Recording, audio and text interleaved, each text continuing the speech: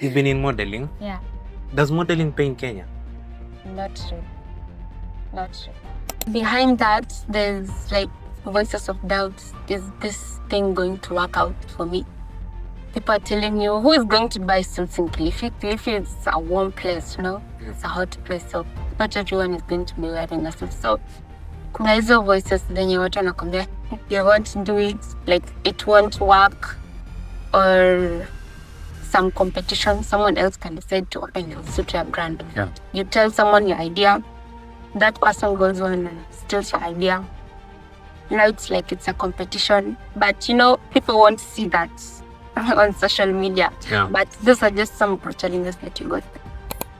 I'm crowned today Mr. Environment or something. How does this title help me?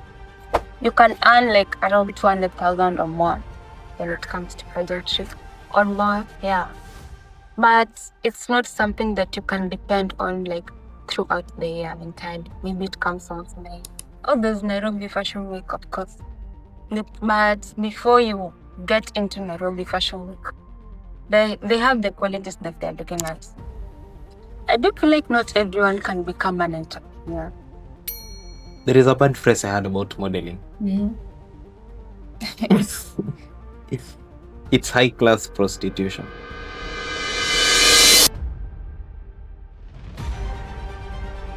Let me stop here for a minute. We are on the path to building the greatest of all times podcast from Africa. A podcast that helps you reshape how you think about money, self-growth, empowerment. If you believe in what we are doing and want to be part of this journey, take a minute of your time, recheck if you have hit the subscribe button. If you have not yet subscribed, kindly subscribe to this channel. Enjoy the rest of your being.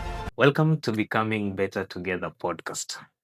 Today's conversation has been inspired by the famous phrase, dress to be addressed.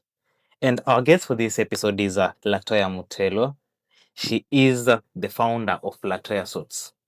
She has been in the modeling industry, or in the modeling space. And we'll be having a lot of conversation around how girls make money. We've seen girls make money online. We have seen girls make money through arts and craft. And what intrigues me the most is the fact that most people tend to relate tailoring with the millennial generation, but she is into that space. And in this conversation, we are going to understand her mindset of business at a very young age. Ladies and gentlemen, get your pen, get your paper. It's time to get into class. Latoya, welcome to the conversation. Thank you. It's been long. How is life? Good. I can say it's good. How's business? Business is great. You decided to build a brand around suits. Basically, suits are a symbol of power to most people. Where I happen to work, you can't go to the office without a suit. Because they say suits are formality, suits have disrespect. Was this a strategic move to address the rising class of African professionals, especially the women? Actually, the brand Latoya Suits. Actually, I can't say. I did sleepwear business. I used to have a previous business in sleepwear where I used to sell bonnets and other stuff like this, scrunchy. Okay. So yeah, it gave me like a good amount of money, Mhm. but it reached a point where I felt like I need to level up my business.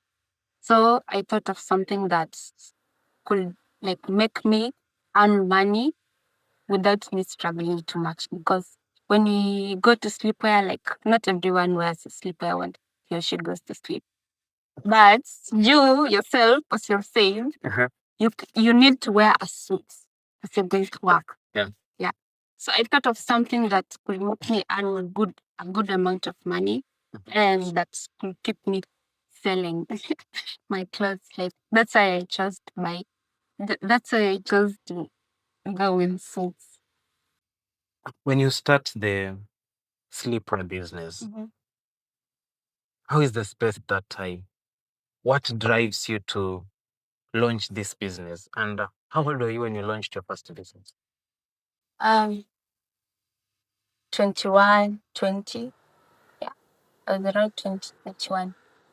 And it was selling very well to girls because it was something that was on the market and something that was very pretty. So it motivated me. You know, when you start making money, you start thinking of ways to make more money because money is never enough. So Yeah. when you start thinking of making more money, that's when more ideas come in. Every business has the basement phase, a phase whereby it's not all looking good. What was this phase like for Latoya Suits? Actually, Latoya Suits, it's not just a brand where I just sell suits. Latoya Suits, it's more than selling suits because anyone can just sell suits. Yeah. So Latoya Suits, it's, can I call it a company or something that is growing? It's still growing. So one of the challenges that I had is that I did have the idea, but it doesn't, like, whatever happens behind, like what you see on Instagram, it's not the same. Like the image is not the same. So when you have an idea, before it comes into vision, before it survives the reality, it's something very difficult to convince people that this something is actually something big. So behind that, there's like voices of doubts. Is this thing going to work out for me? People are telling you, who is going to buy suits in Kilifi? Kilifi is a warm place, you know? It's a hot place. So not everyone is going to be wearing a suit. So kuna hizo voices zenye watu wanakwambia, you're what to do it, like it won't work, or some competition, someone else can decide to open a suit brand. You tell someone your idea, that person goes on and steals your idea. Now it's like it's a competition, but you know, people won't see that on social media. But those are just some of the challenges that you got. What was that big mistake you made in the first year that taught you a lot about business that a book could never have taught you? Don't share your business plan anyone. Okay. Yeah, because I don't feel like, just do something, like just come out with results, but don't tell someone this is what I'm going to be doing, because they're going to do that thing and you're going to be like, you're going to regret. Like that has happened to me a lot. Would you say the biggest problem for most people is they share the ideas before the path of the idea? Just do it. Just start doing it. Watu wakuone like umeshaanza, everything is working out. Instead of telling people, I want to do this, I want to do that, and then people start doing whatever you say, or people start telling you that it won't work, something like that. Building a brand is never easy. Beyond these physical suits that we see, how does a modern female entrepreneur in 2026 leverage the personal brand to create multiple income streams? Your marketing strategy. Tell me about your marketing strategy. It depends on how you're marketing, who you're marketing to, how you're selling your product. People buy from Instagram. Yeah, people do buy from it. How do you set up your brand on Instagram to attract clients? I do make sure that I post quality pictures, and I do make sure that the suits, the materials are well. The materials that I use to make the suits, they are just quality materials, so that when it comes to a customer buying a product for me, he or she doesn't go on and complain about the suit not being exactly the way they see it on Instagram. And instead, they also refer to other people. I bought this suit from Latoya Suits and it's incredible. So that's how I get more clients. Oh, referrals. Yeah, referrals. I've seen so many girls trying to look successful online, that is, like on social media. in order to attract businesses. They call themselves Instagram models. So someone is trying to look so amazing online so that she can sign a brand deal. According to you, you have been in the modeling space. Does the look of a person close a deal? Okay, for me, I can say if you are into like working with a brand, obviously your Instagram page has to be very attractive so that the brand can be willing to work with you. But if you're doing like just for the sake of appearing like you're good, you're doing good in life, the faking and stuff, I don't think like that's something in the can attract. Yeah. But I do feel like as a model or as a brand influencer, you need to have a page that is good looking to attract brands to work with you. Is it easy for people in Kenya to take a young female entrepreneur seriously? Or it comes with a lot of doubts? I do feel like when it comes to a young female entrepreneur, not everyone believes in women, especially men. I've met like several men. It's good for you to start your own business and be dependent on your own business. Yeah. But for you to expect other people to take you seriously is something that will let you down. Yeah. Because I've met people who feel like they can't be outshined by women, especially when it comes to business. Can't be outshined by women. Yeah, I've met this kind of men. Okay. The Bible says a woman should complement a man's vision. Would you say they feel like maybe, is it because the vision you have is not aligning with them, or you just feel like these are chauvinistic men? I do feel like some men don't like to feel like they're being outshined by women. So it's something that may make them feel like small. So maybe it's chauvinism or I don't know. I don't know how to explain that. You've been in modeling? Yeah. Does modeling pay in Kenya? Not really. Not really.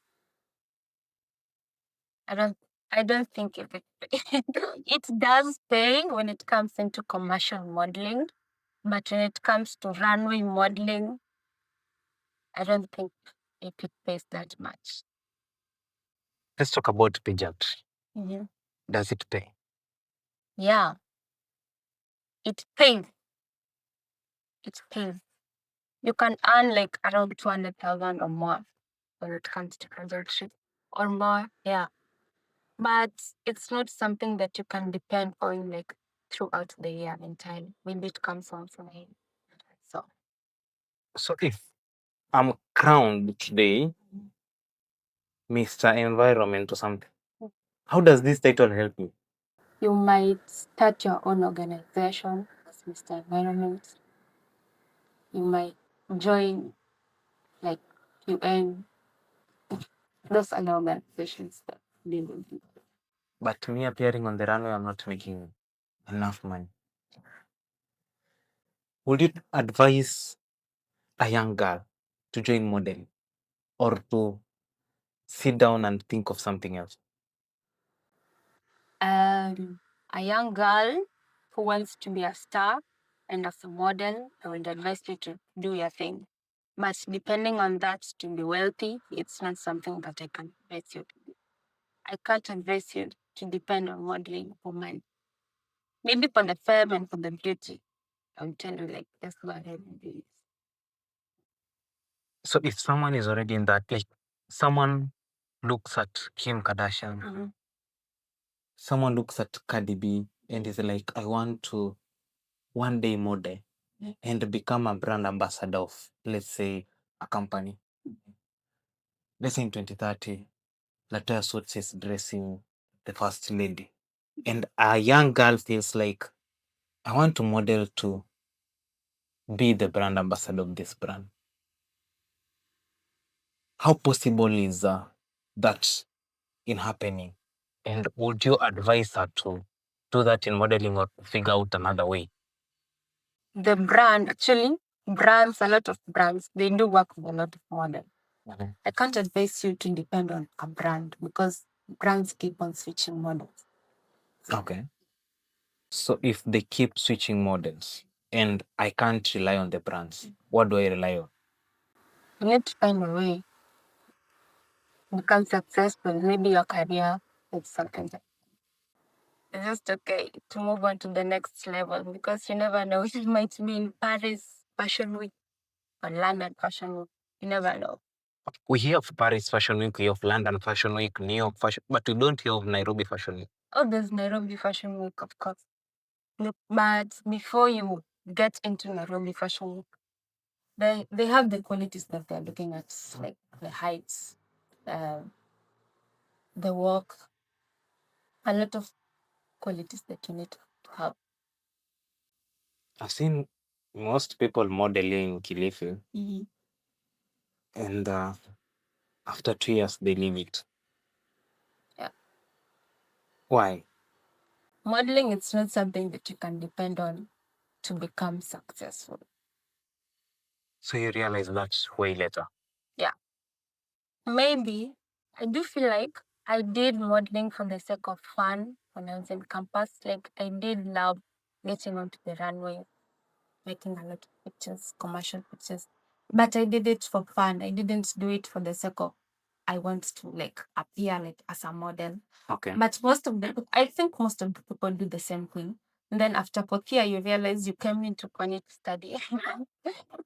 You came to do your degree. So after doing your degree, that's when you realize you're supposed to look for a job. A lot of other things come up. So you don't really focus on what you used to do a long time. There is a bad press I had about modeling. It's high class prostitution. No, I don't think so. I don't think. The argument was, why should a girl with her own dignity walk half naked before people to be awarded marks? Which kind of okay. I do feel like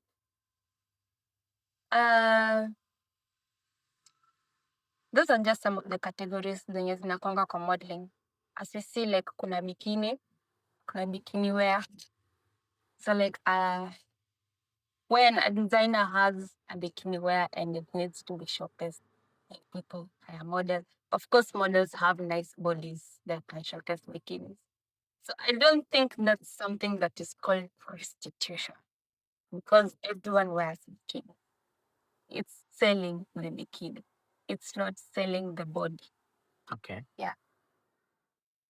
Let me not continue. From from these beautiful girls and all that, there is a phrase that has grown a lot of fame in Kenya right now. Small girls with big God. It's mostly related to the lifestyle these girls live, whereby the lifestyle tends to be funded by a successful man somewhere. As you as a woman, whom you fund your own life through your hard work, through making suits, selling them, and I know a suit. I think the cheapest suit can go even for 10,000. Some even if it goes below, it's 7,000. So if you make like 10 suits in a month, in a week, you've got 100,000. If you're selling them at 10,000, what goes through your mind when you see that there is a phrase that says, you see, this girl who's living this kind of life is being funded by a successful man somewhere, and some of them have legalized it to that phrase of a small girl with a big God. Does it make you, whom you are working hard, feel like my hard work might be termed in the same way her success is termed? I don't think so. I do feel like nowadays, I do feel like not everyone can become an entrepreneur. I do feel like that. Okay. Yeah. Entrepreneurship is not for everyone. So, and most of the people like in the current world, a lot of things are just happening. So I do feel like for a girl who is having an elder man on, and he is funding her, it's okay for you to have that guy if like that's the way that you feel like you're going to be successful. But we've seen most of the time that a lot of things happen like you're not independent, you're depending on someone else. Now when it comes to him not paying your rent or something else, that's something that's going to disturb you. So that's now you start looking for something else that's going to give you money. Or you get into other stuff like. Let me stop here for a minute. We are on the path to building the greatest of all times podcast from Africa. A podcast that helps you reshape how you think about money, self-growth, empowerment. If you believe in what we are doing and want to be part of this journey, take a minute of your time, recheck if you have hit the subscribe button. If you have not yet subscribed, kindly subscribe to this channel. Enjoy the rest of your viewing. Would you advise girls to be patient? And because life is not a one day make it per se. There are those phases. There is the building phase, there is the failing phase, there is the not working phase, and then now there is the working phase. Basically, you know, when you began your brand, things were not easy. There were the challenges. Then there came a point there are no clients. Then comes a point, one client, two clients. But the fact that girls are not able to be patient to wait, could you tell them that it's better to build or make your own money rather than rely on someone else? Yeah, I would advise everyone. Everyone should like depend on themselves and be patient, because you never know when your luck is coming. So What's your concept of employment? I don't see myself being in a 9 to 5 cage. I don't see. Why? I don't feel like I can live a life where I'm having the same routine each and every day. Like I wake up in the morning, go to work, come back, as the years go by until I wait for retirement. I don't think that's something that I want to do. But it's not that bad for the few years, but it's something that I don't think that I'll do. I do feel like um that's why I'm an entrepreneur. I want to be my own boss. I want to wake up in the morning and do whatever I want to do that day. I don't want to be like, you're supposed to be doing this and that at work for years until I retire. So, You spoke of some men feeling intimidated by the fact that maybe a lady is in entrepreneurship. yeah.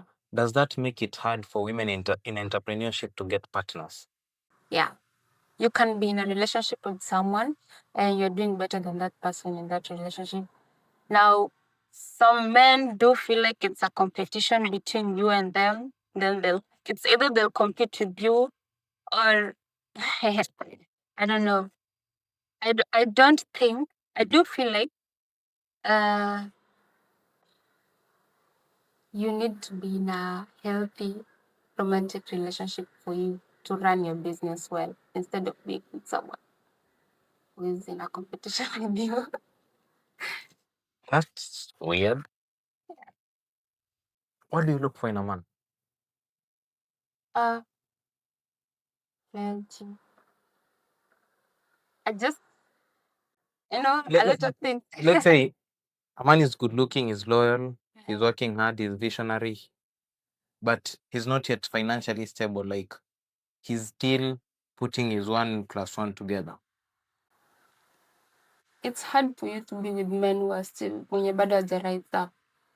For you to be with a man who hasn't risen up, then you keep rising with that man, and then it reaches a point the man disappears. I wouldn't advise any girl to go with a man mwenye bado hayuko financially stable. Like, just be with the man mwenye ameshajenga wealth yake, build your own wealth, then bring the wealth together. Instead of rising up on someone who's going to disappoint you. You realize the wealth is in the mother's name. I once had a girl in this podcast and she left a question for the next girl in the podcast. As a woman in the physical world of manufacturing, how do you handle the loneliness at the top? You have to be okay with being alone all the time because not everyone is going to clap for you the way you expect people to be clapping for you. And whenever you feel like people are not there for you, it's because like not everyone can be wherever you are. So you just have to be comfortable with being there. What is one thing you're proud of that is not about money? I'm growing into the person I've always wanted to be. I want you to leave us with one book every entrepreneur should read, or one movie they should watch that will help them build a better mindset when it comes to entrepreneurship. Psychology of money. I think I'll give you one book, Ordering Your Private World. Ordering? Your Private World. Okay. Haven't read that one. Ordering Your Private World. It's a book that talks how to handle the inside, because the inside determines the outside. Yeah. And ladies and gentlemen, that marks the end of our today's conversation. My name is Movali Derek. My guest has been Latoya Suits. So I think we'll start with the loving thing for a suit for herself. And then the rest can follow. But if you want to communicate with Latoya, her details are in the description box. I'll see you in the next episode.